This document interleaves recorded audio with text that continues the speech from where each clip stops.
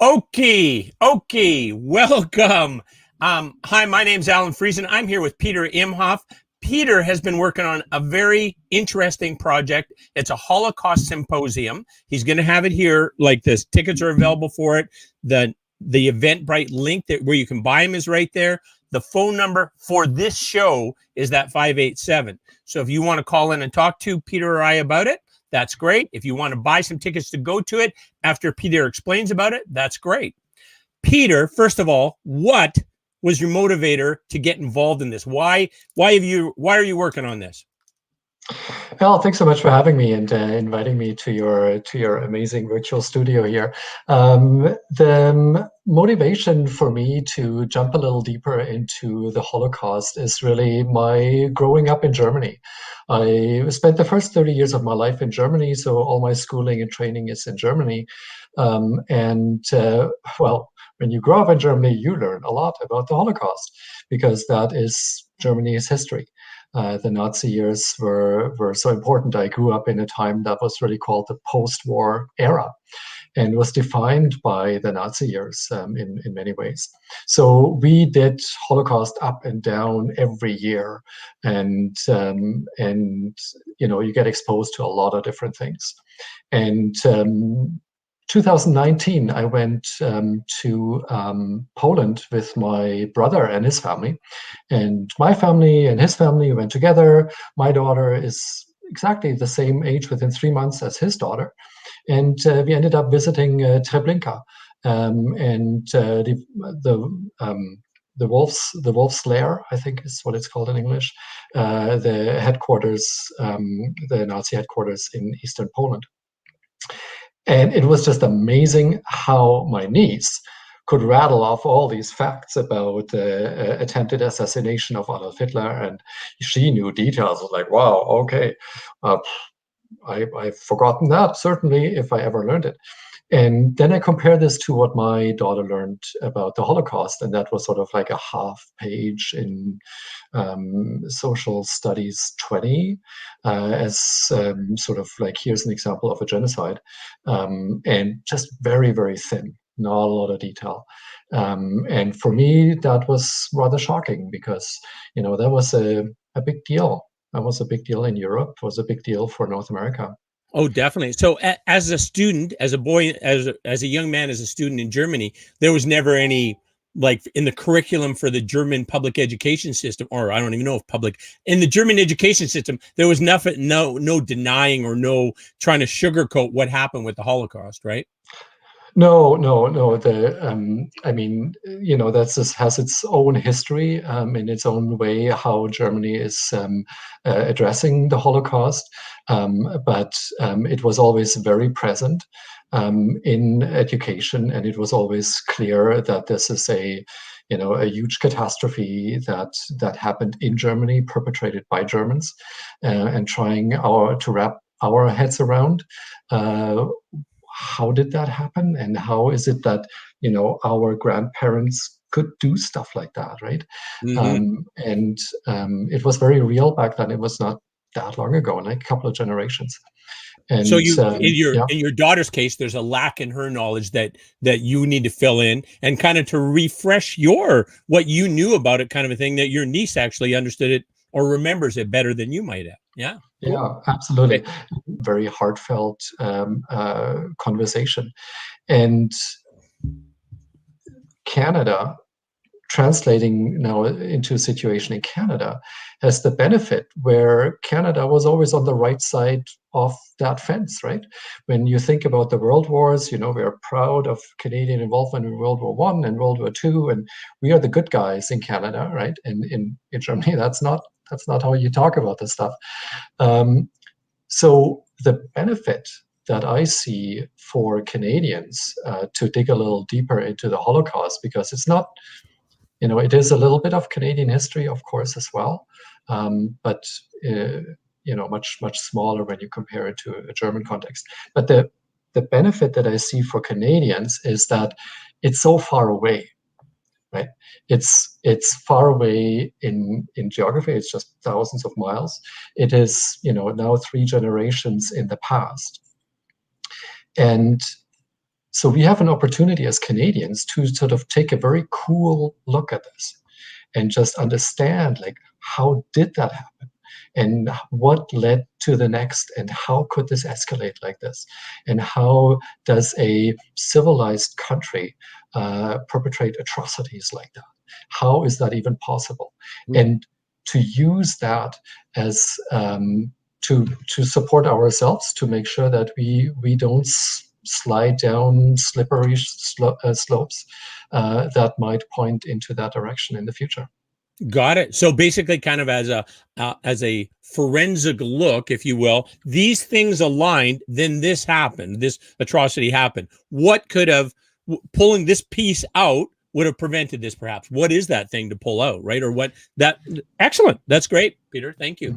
And why I was asking about how you were taught about it in German schools, I've been told, and I don't remember this, but basically how Canadian children were taught about residential schools, and that whole, it was more like, we were being the good guys saving these savages, right? That we're going to bring them religion and going to all these things, right? And they had it, like they had everything working perfect before we got here. Like we really, so anyways, but it was framed more like we were trying to be the saviors kind of thing. And that's not what happened here. So, yeah.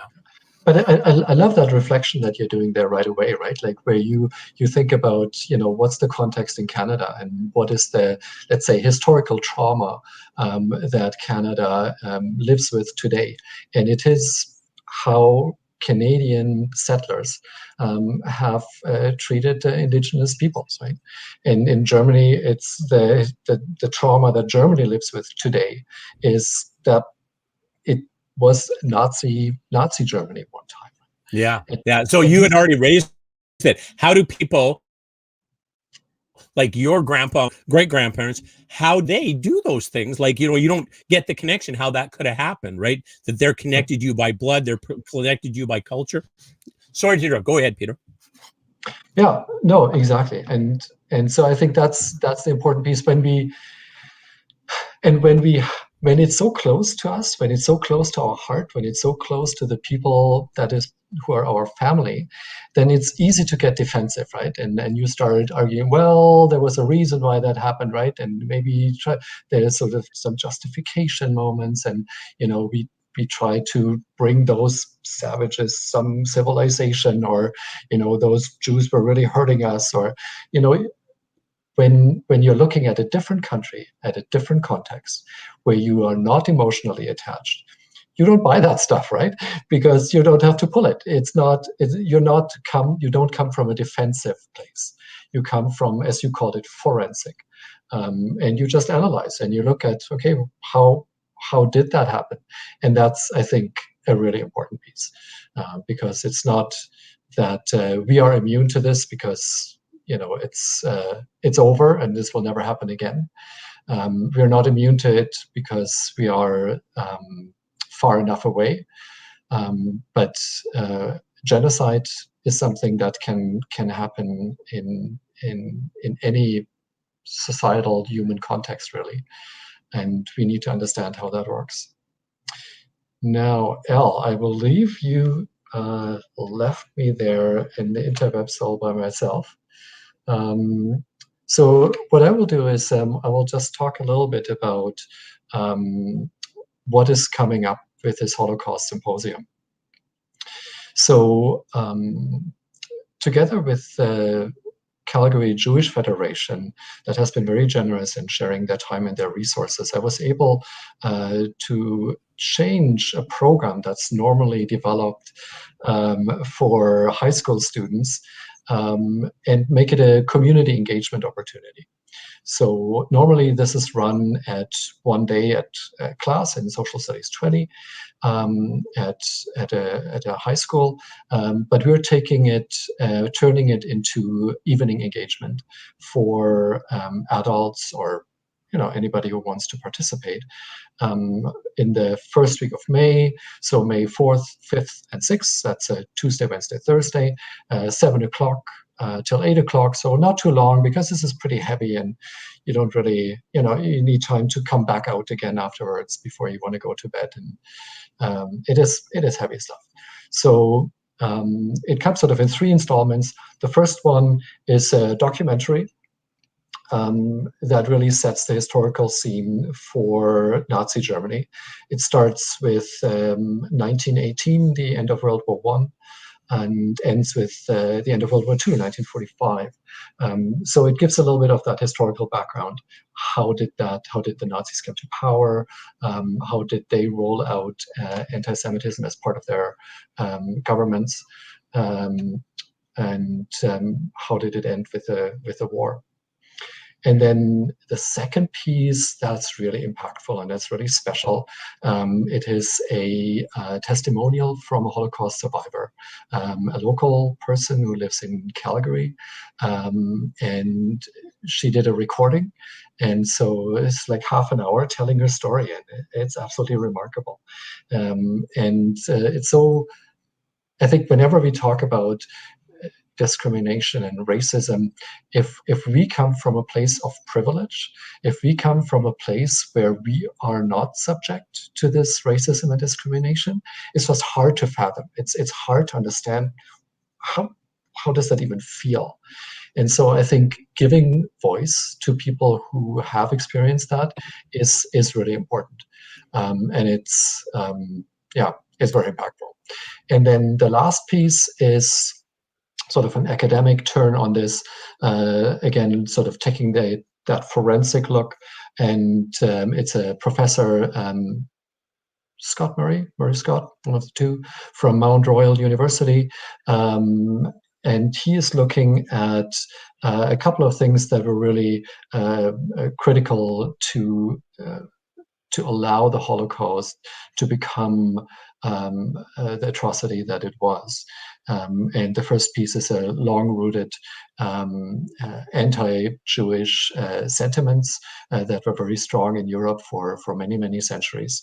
And the second piece was the concept of racism. So the scientific study of races, of human races, and connecting those two dots, and how that was fodder for the mills of the Nazis. So those 3 are on offer, and it's free. You just need to sign up. The registration is via Eventbrite.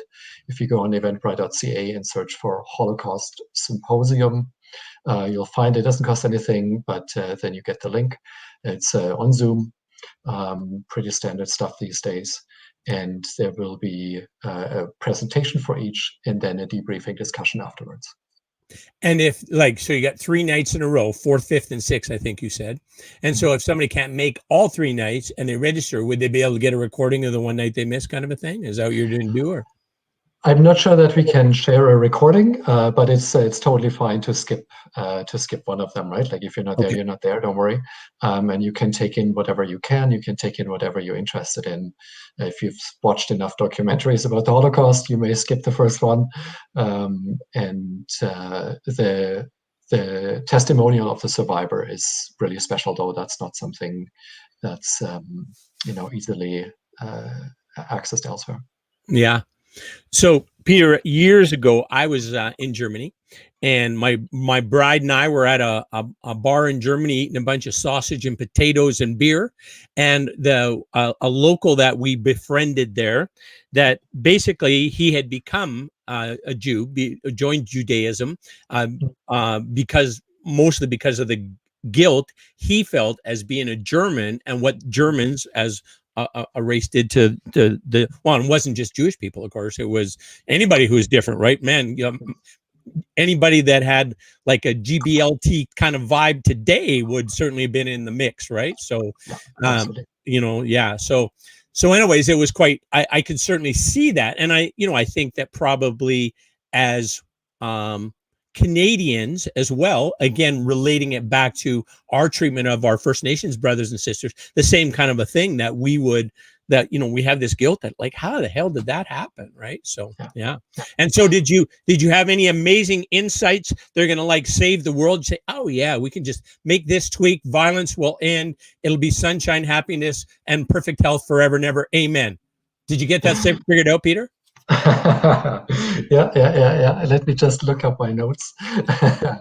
That's yeah. There was a sentence that sort of rang true, and that was the price of freedom, the price of liberty is vigilance.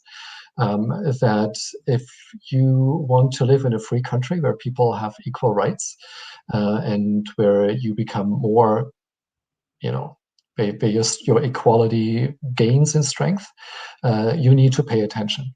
And you need to really look, and you need to stand up, and you need to call out when stuff is going the other way. So I think that's a really important piece. And what you mentioned there with the Nazis, yeah, they found a lot of people that they could hate and they could kill. And the Jewish experience was certainly unique in many ways, but LGBTQ definitely was in their crosshairs. The Roma,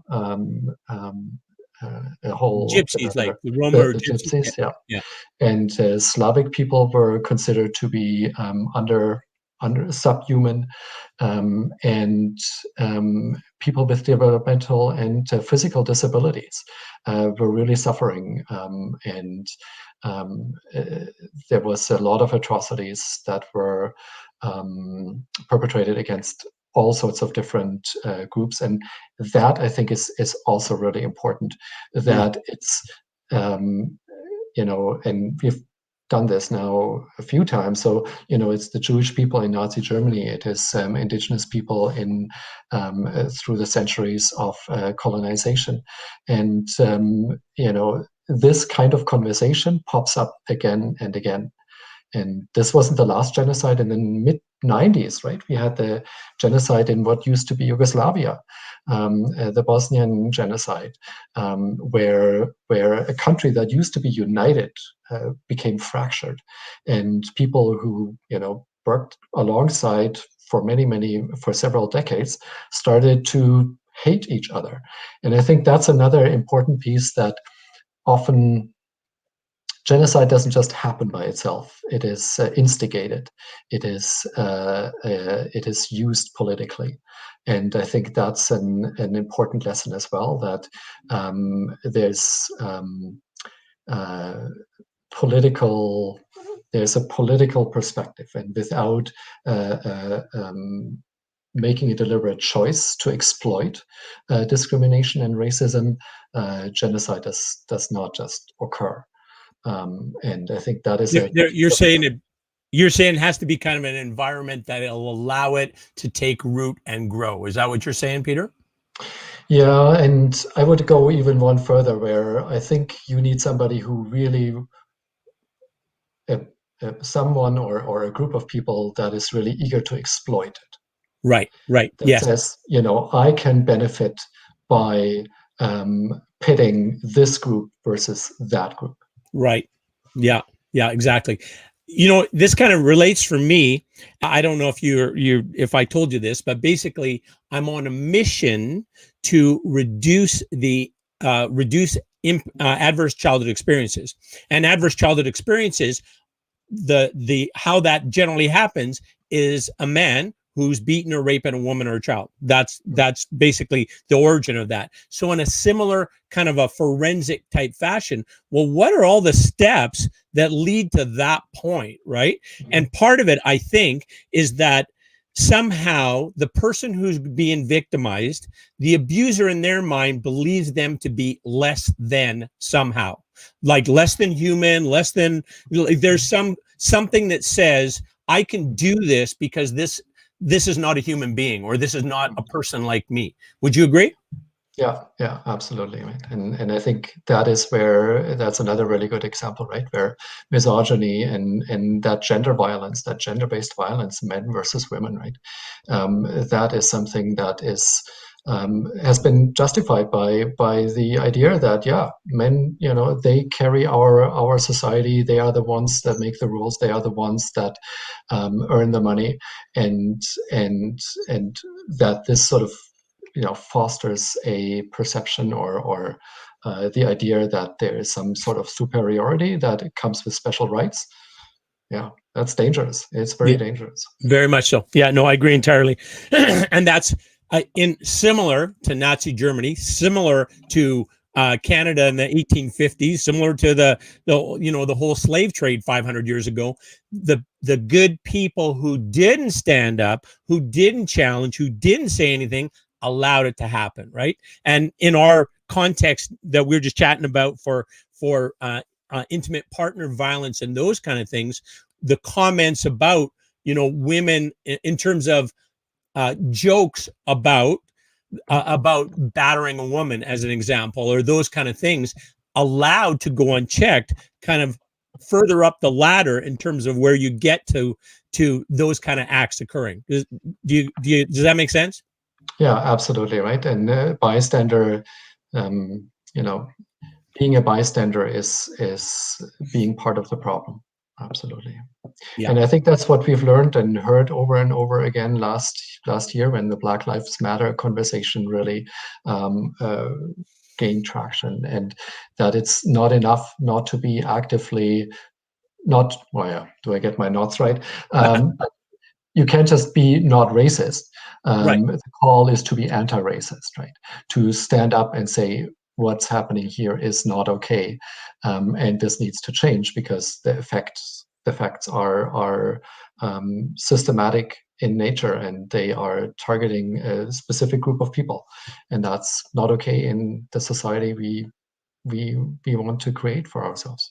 Right, exactly. And the people who are different are always the ones who are targeted, right? That's the reality in Nazi Germany. That's the reality here too, right? Those that are, when we mentioned briefly about LGBTQT plus whatever two, whatever that is, like that, those are folks that would be more likely to be bullied, picked out, that kind of a thing. There's something else I'm going to tell you. Oh, have you and I ever talked about Daryl Davis? No. Oh, I love this story. Let me share it with you. Daryl Davis is a black man about my age. And when he was a little boy, his dad was in the US like embassy type postings. So they were all over the world. They were in Israel, and they were in Iran, and they were in Iraq and Australia and all over the world. And all his classmates were different colored kids, different religions, different languages, ate different food. They're all different, but they all got along. It was like a little United Nations, and everything was good. When he was 8, his dad got a posting back in the United States. So they moved to the United States, and Daryl joins the Cub Scouts group. And so he, with his Cub Scout group, is doing a little kind of a parade thing. And so he's getting hit with cans and bottles and rocks. And he's like, why are they throwing rocks at the Cub Scouts? Right. And then like the leaders caught on pretty quick what was going on. So they protected him, and then had the difficult conversation. Well, it's not the Cub Scouts, Daryl, it's you're black, and that's why they're throwing rocks at you. Right. And so this really, as you might imagine, how could they hate somebody? They don't even know me. They never met me. How can they hate me? So as an adult, he starts going and addressing the leaders of Ku Klux Klans and having a conversation about them, to meet them person to person, eyeball to eyeball, shake their hand, that kind of a thing. So he does this, and in the process, a lot of these leaders of this grand wizards and blah, blah, blah, hadn't ever met a black man before. So they meet a black man. It's like, oh my, this person, this human being is pretty close to what, like me, right? And so several, like 24 of them, gave up their robes, like ended the Klan, and here's my hoodie and my robe. And I don't think they call it a hoodie. Yeah, like what an amazing story. But just a little boy asking the question, how can they hate me? They don't even know me, and leads to this. I thought it was, a great story. Yeah, that's really cool. Yeah. All right. So again, Peter's got this prepared for us. He's got speakers. He's got videos. It's all free. We got 3 nights, May 4th, 5th, and 6th. You can register on Eventbrite right there. And if you miss one, you miss one. But it sounds like I'm certainly going to register, Peter, and I want to see what you put together. And I applaud you for your community building ways. You're a beautiful human being, sir. Oh, well, thank you. Thank you so much, Al.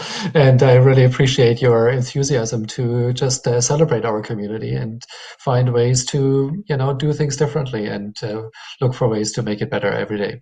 So thanks for sharing your stories there, and thanks for giving me this space. Super. That sounds great. All right. Well, we wish you life affirming experiences that increase peace and joy and love and gratitude in your life. Keep well. Thanks.